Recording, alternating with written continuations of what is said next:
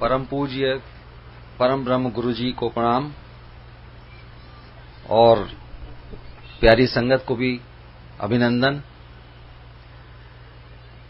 कबीर जी ने अपने एक दोहे में लिखा है कि गुरु का अनुभव उस गुड़ की तरह से है जो किसी गूंगे ने खाया है और वो उसके स्वाद को किसी को बता नहीं सकता। तो गुरु जी की महिमा और उनके साथ हुए अनुभव आप लोगों ने सब सुने हैं, लेकिन वो दैट इज एक आइसबर्ग की टिप की तरह से है, क्योंकि कोई भी व्यक्ति उसको पूरी तरह से शब्दों में बयान नहीं कर सकता। हम और आप रोज उनकी कृपा को महसूस करते रहते हैं, लेकिन शायद बताने के लिए हमारे पास सिर्फ वो कांटे याद रहते हैं जो बहुत ज्यादा चुभते हैं, और जब गुरुजी उनको निकालते हैं तो हम एक दो दृष्टांत इस तरीके के आपको बता सकते हैं। पर मैं आपके साथ में अपना एक ये अनुभव या विचार कहिए शेयर करना चाहता हूं कि हम सब इतने भाग्यशाली हैं जो उनकी कृपा से यहां पर इकट्ठे हुए हैं, क्योंकि जब से इस जन्म में मैंने गुरुजी के पास आना शुरू किया है तब से मैं हर एक व्यक्ति के अनुभवों में एक बात जरूर सुनता हूं और इसको समझता भी हूं कि यहां पर आप उन्हीं के बुलावे पर आते हैं। जब किसी न किसी वजह से वो आपको याद करते हैं, आपको यहां आने की आज्ञा देते हैं, तभी हम यहां पहुंच पाते हैं। और उन पर उनके आपके ऊपर कृपा करने के लिए वो कभी आपके पिता की तरह से होते हैं, आपके किसी पुण्य कर्म के लिए या आपके प्रारब्ध के हिसाब से आपको रिवॉर्ड करना चाहते हैं, या आपको मां के रूप में बुलाते हैं। आपको कोई कष्ट है और उसको दूर करना है, इसलिए वो मां की तरह से आपकी केयर करना चाहते हैं। उसके बहुत सारे अनुभव आपने सुने। इसी तरह से मैं आपको बताता हूं कि अचानक मेरा भी इसी तरह से मिलना हुआ। कमांडर अंकल मेरे बहुत पुराने मित्र हैं, कम से कम हम लोग 35-40 साल से एक दूसरे को जानते हैं, एक दूसरे के साथ पढ़े हैं। इन्होंने शुरू में सन 2001 में मेरे से जिक्र किया था कि ऐसे गुरुजी हैं, और थोड़ा सा इंटरेस्टिंग बनाने के लिए इन्होंने बोला। उस समय गुरुजी का छोटा आश्रम एम्पायर स्टेट में था और वो हलवे का प्रसाद अपने हाथ से दिया करते थे। तो इन्होंने मुझे यही लालच दिया कि वो बहुत प्रसाद देते हैं। तो मेरा इंटरेस्ट बना, मैंने कहा कम से कम मैं ऐसे गुरुजी को चल के देखूं जो हाथ से हलवे का प्रसाद देते हैं, बिकॉज ही सेड कि वो इतना प्रसाद देते हैं कि वो हाथ में नहीं आता। तो मैं थोड़ा सा अचंभित था। मैंने कहा भाई इतना प्रसाद देते हैं जो हाथ में नहीं आता है और सबको खुद देते हैं, आई मस्ट सी। खैर उस बात को 1-2 महीने हो गए तो मैंने इनसे एक दिन याद दिलाया। मैंने कहा भाई राजकुमार, तुम एक गुरुजी की बात कर रहे थे और मुझे उनके दर्शन कराओ। तो इन्होंने कहा कि वो अभी आजकल है नहीं, जब आएंगे तो मैं आपको बताऊंगा। उसके बाद फिर 1-2 महीने बीत गए और ये मई के शुरुआती हफ्ते की बात है। एक दिन अचानक विचार आया कि आज तो जरूर ही गुरुजी के दर्शन करने हैं, और हमने इनको, ये उस समय गुड़गांव में थे, तो कॉल किया। तो इसने कहा, और उस दिन काफी आंधी तूफान और बारिश हो रही थी, तो मौसम के हिसाब से इसने कहा भाई आज तो बहुत ज्यादा खराब मौसम है, किसी और दिन चलेंगे। पर कुछ ऐसा विचार आ रहा था, मैंने कहा नहीं भाई आज ही चलेंगे। तो फिर इसके बाद खैर इन्होंने कहा चलो ठीक है, आप एम्पायर स्टेट के सामने मिलना। और मैं उस इलाके में कभी भी नहीं गया था, बट देन मैं और मेरी पत्नी दोनों गए एम्पायर स्टेट के गेट पर। हम लोग खड़े हो गए, ये भी आ गए, और उस दिन मैं गुरुजी के दर्शन किए।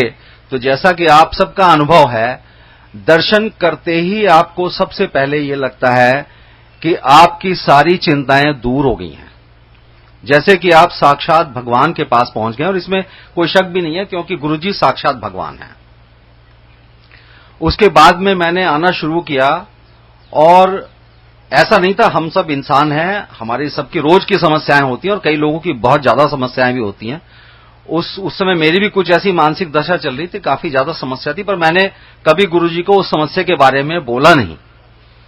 लेकिन उसके बाद आप मेरा विश्वास मानिए, सिर्फ एक ही चीज आती थी मेरे दिमाग में कि ये परेशानी मेरे दिमाग को परेशान ना करे। और एक एक दिन में इस तरीके से उस परेशानी का अंत हो रहा था कि मुझे कभी नहीं लगा कि मुझे वो कोई दिक्कत थी। उसके बाद में आते आते मेरा ख्याल 1 या 2 महीने बाद में सडनली एक मुझे माइनर सा स्ट्रोक हुआ, जिसकी वजह से एक बेल्स पैल्सी बीमारी होती है, and my mouth was distorted slightly. तो मुझे बड़ी शर्म भी आती थी और ये भी मन करता था कि गुरुजी के यहां जाएं, पर लगता था कि संगत में ऐसे बैठेंगे और वहां चाय प्रसाद मिलता है, कई बार चाय भी निकल सकती है उसकी वजह से, तो कैसे करें।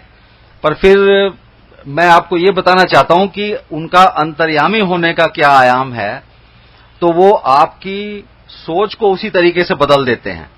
तो मेरे दिमाग में आया कि मैं इतना संकोच कर रहा हूं वहां जाने से कि संगत को कैसा लगेगा, मुझे कैसा लगेगा, पर अगर ठीक कर सकते हैं तो वही ठीक कर सकते हैं।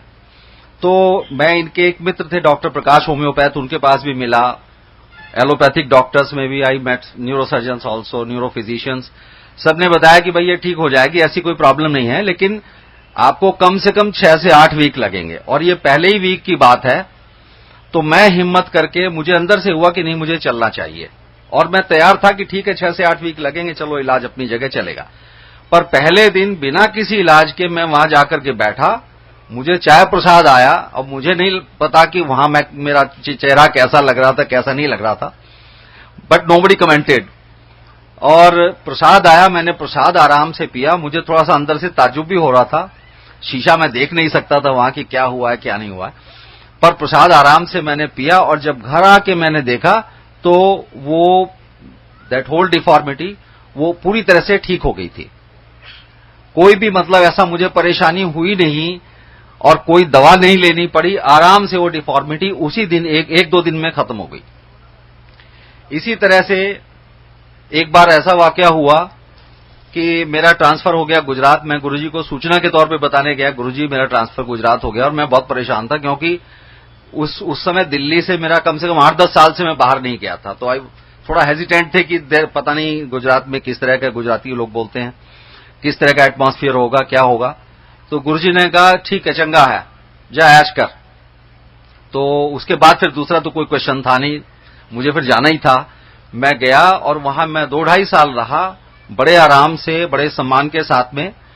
और वहां 2 साल का टेन्योर था, तो जब लगभग 2.5 साल हो गए तो मेरे मन में आया कि मुझे गुरुजी से कहना चाहिए कि आप जो है मुझे आप वापस दिल्ली बुला लो, पर हिम्मत नहीं हो रही थी। और मैं इस पशोपेश में था कि गुरुजी, सुनता था सब लोगों के सत्संग में कि गुरुजी से कुछ कहने की जरूरत नहीं, मैं भी जानता था कि भगवान को कुछ कहने की जरूरत नहीं है, लेकिन फिर भी एक मनुष्य होने के नाते दिमाग में रहता था कि चलो कह देते हैं। और ये भी देखता था कई लोग कह भी देते हैं गुरुजी से अपनी इच्छा। तो मैं इसी पशोपेश में एक दिन आया, तो मेरे कुछ कहने से पहले ही मैं सोच रहा था कि हिम्मत करूं या ना करूं। गुरुजी ने कहा, एक आंटी अपना सत्संग सुना रही थी, तो गुरुजी ने कहा इनकी बात सुनो, इतने सुनो। तो उन आंटी का सत्संग मैं पहले भी 3-4 बार सुन चुका था और शायद गुरुजी भी जानते थे इस बात को, लेकिन फिर भी उन्होंने कहा कि इनकी बात सुनो। मैं बैठ गया। सत्संग सुनाने के बाद में उन आंटी ने 3-4 बार ये बात कही, एक तरह से मेरी तरफ को होकर के ही, कि गुरुजी को कुछ कहने की जरूरत नहीं है। तो मुझे जैसे एक सहारा मिल गया। मैं तो पहले ही जरा हेजिटेंट था, मुझे सहारा मिल गया कि भाई तुम्हें कहने की जरूरत नहीं। मैं चुपचाप बैठ गया। उसके नेक्स्ट टाइम जब मैं आया तो हम गुरुजी का प्रणाम करके बैठे, तो मेरी वाइफ मेरे पीछे पीछे थी। तो गुरुजी ने कहा कि कहां से आए हो, और तब मुझे आते हुए कम से कम 5-6 साल हो गए थे, तो उनको पता था कि ये कहां से आते हैं, पर फिर भी उन्होंने पूछा कहां से आते हो। तो मेरी वाइफ ने कहा कि गुरुजी वसंत कुंज से आते हैं, लेकिन ये गुजरात में है। अच्छा फिर क्या हुआ? तो उन्होंने कहा नहीं 2 साल से भी ज्यादा हो गए। तो उन्होंने कहा फिर तो इत्थे आ जा। और ये 7 जनवरी 2007 की बात है। 16 तारीख को मेरे ट्रांसफर ऑर्डर निकल गए। और आप आश्चर्य की बात यह है कि उससे पहले, क्योंकि गुजरात में जीएम्स की शॉर्टेज थी, तो वहां से किसी को भी वो ना रिलीव करते थे और ना वहां कोई जाता था, तो इस वजह से बड़ी परेशानी थी। 1 साल से किसी का ट्रांसफर नहीं हुआ था और मेरा सिंगल ऑर्डर निकला, उसके बाद भी 1 साल तक कोई ट्रांसफर नहीं हुआ वहां से।